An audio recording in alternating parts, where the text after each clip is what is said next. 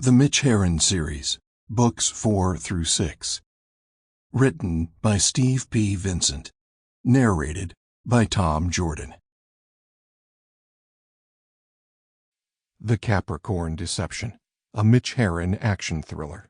Mitch Herron, Book 4. Written by Steve P. Vincent. Performed by Tom Jordan. Chapter 1. Why now? Mitch Herron's lips curled into a snarl. The sight so disgusting it turned his stomach, even after all the years he'd spent cleaning the sewers of humanity. Clenching his fists, he changed his route through the Suva Municipal Market, the largest in Fiji's capital, to tail the Western tourist. The man was walking hand in hand with a Fijian girl who looked barely old enough to be in high school. He was wearing shorts and a white shirt that had gone translucent with sweat, while the girl's clothes were inappropriate for her age. Too small and too tight, her high heels causing her to walk as awkwardly as a baby giraffe. Although he had somewhere to be, and this man wasn't the target of his operation, there was enough time for Herron to complete a little side job. As they reached the edge of the market, it spilled out onto the road and coalesced with the rest of the capital. Herron stayed on their tail, maintaining his distance, patient and calculating, as the predator led his young prey to a less populated part of town.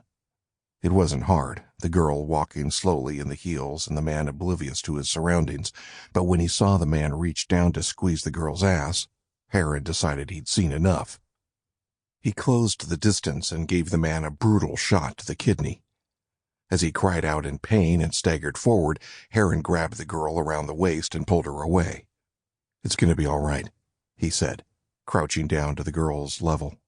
"I'll take you home soon."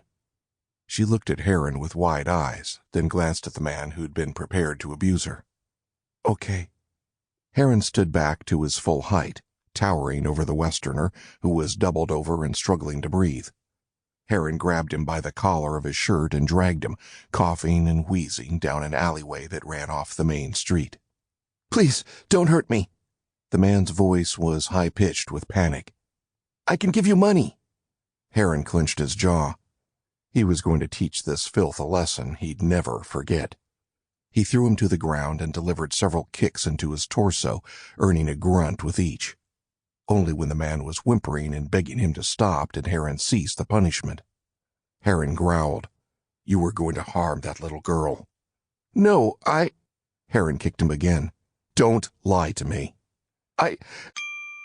Sample complete. Ready to continue?